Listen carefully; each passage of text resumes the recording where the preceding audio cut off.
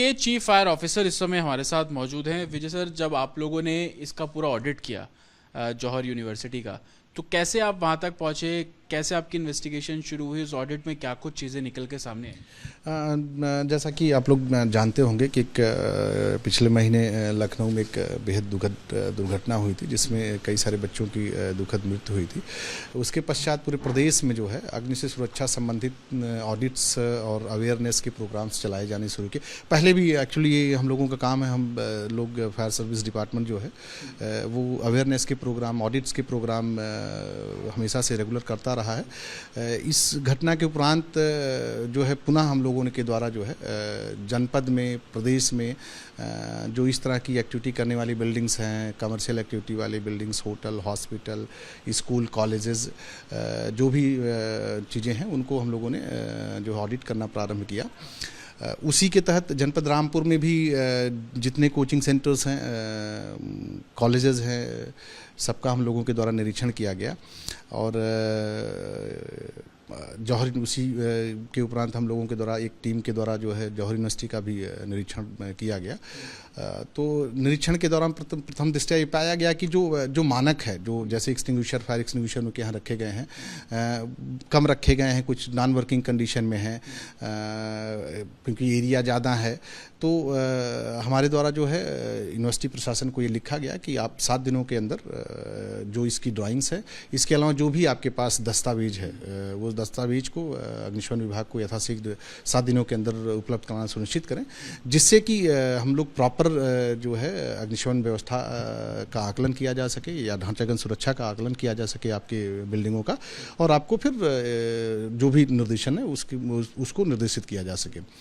परंतु यूनिवर्सिटी प्रशासन द्वारा 7 दिन, हमने 7 तारीख को, इसी महीने की 7 तारीख को इनको नोटिस जारी किया था। प्रशासन द्वारा अभी तक उसकी कोई रिप्लाई नहीं दिया गया।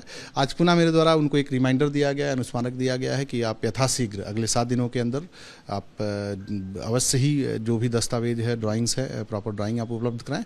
अन्यथा की स्थिति में आपके विरुद्ध जो भी वैधानिक कार्रवाई है वो अमल में लाई जाएगी, कार्रवाई की जाएगी। लखनऊ अग्निकांड के बाद जब आप जौहर यूनिवर्सिटी पहुंचे तो आपने क्या देखा कि फायर सेफ्टी सिस्टम वहाँ पर था या कोई बाहर से कुछ लगाया गया था और वो नॉन वर्किंग था? अंदर की परिस्थिति किस तरीके की?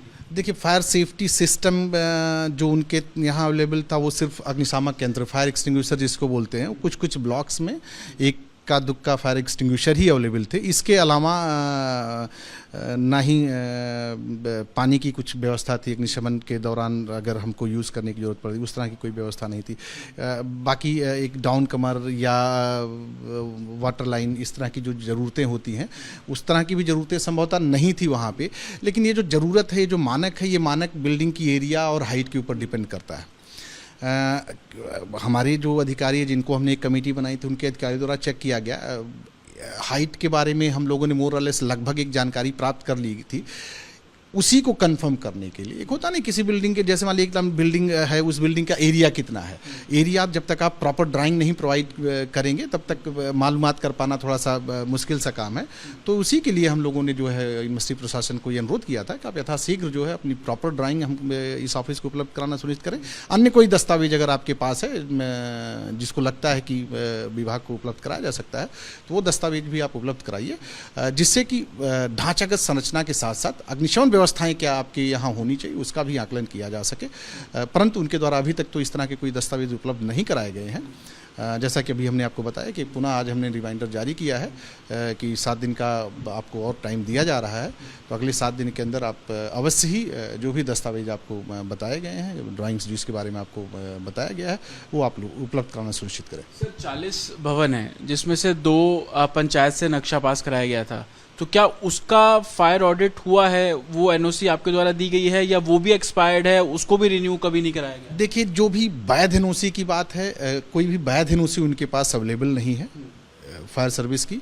2016 में उनके द्वारा एक हॉस्पिटल कोई ब्लॉक है, उस ब्लॉक की प्रोविजनल एनओसी का मतलब होता है कि बिल्डिंग बनने से पहले आप जिसको एनओसी लेते हो वो एनओसी ली गई है। जब हमारे अधिकारियों द्वारा निरीक्षण किया गया तो पाया गया कि जो बिल्डिंग की प्रोविजनल एनओसी ली है वो उस समय बंद पाया गया, उसमें कोई काम मतलब ताला पाया गया, वहाँ कोई था नहीं।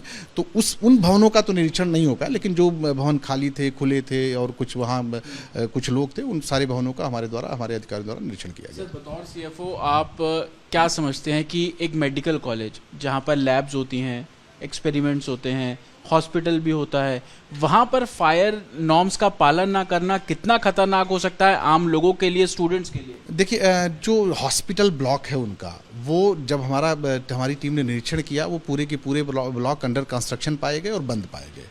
तो उन ब्लॉकों का तो हमारी टीम द्वारा निरीक्षण नहीं किया जा सका क्योंकि वो बंद थे, वहाँ कोई अवेलेबल नहीं था। इसके अलावा जितने भी ब्लॉक्स जो भी ये क्या बोलते हैं आपका स्कूल के ब्लॉक्स थे, कॉलेज के जो भी ब्लॉक्स थे, उन सारे ब्लॉकों का या एडमिनिस्ट्रेशन के जो भी ब्लॉक थे उन सारे ब्लॉकों का निरीक्षण किया गया है और उन सारे ब्लॉकों को की ड्राइंग्स और जो भी दस्तावेज उनके पास उपलब्ध उनके बारे में बोला गया कि आप यथाशीघ्र इस ऑफिस को उपलब्ध कराना सुनिश्चित करें। 7 तारीख को आपने दिया था, मांगे थे ड्राइंग्स, आज 16 तारीख हो गई है, 15 तारीख हो रही है, और आपने 7 दिन दे दिया। अगर अभी भी नहीं देते हैं वो, तो आगे आप लोगों की तरफ से फिर क्या कार्रवाई होगी? देखिए, जो भी हमारा एक्ट और रूल कहता है उसके तहत उनके विरुद्ध वैधानिक कार्रवाई अमल में लाई जाएगी। सत्ता प्राधिकारी को रिक्वेस्ट किया जाएगा कि उनके स्तर पे भी कार्रवाई की जाए। इवन हम जो है बिजली विभाग को भी उसके बाद ये कहेंगे कि बिजली पानी जरूर बंद कराया जाए अगर उनके द्वारा दस्तावेज उपलब्ध नहीं किए जाते हैं और मानकों को पूरा नहीं किया जाता है तो। बहुत बहुत शुक्रिया सर रिपब्लिक से बात करने के लिए। सीएफओ सर जो बता रहे हैं कि किस तरीके से ड्राइंग पिछली 7 तारीख को मांगी गई थी, उसका जवाब अभी तक नहीं मिला। आज एक और नोटिस सर्व किया गया और बोला गया है कि आप अपनी ड्राइंग्स दीजिए ताकि असेसमेंट किया जाए कि किस तरीके के सेफ्टी सिस्टम वहाँ पर होने चाहिए और क्या कुछ आगे किया जा सकता है। अगर ऐसा भी नहीं होगा तो जो भी वैधानिक कार्रवाई होगी वो आगे की जाएगी। विजय नारुदेश्वर के साथ जतिन शर्मा, रिपब्लिक भारत, रामपुर।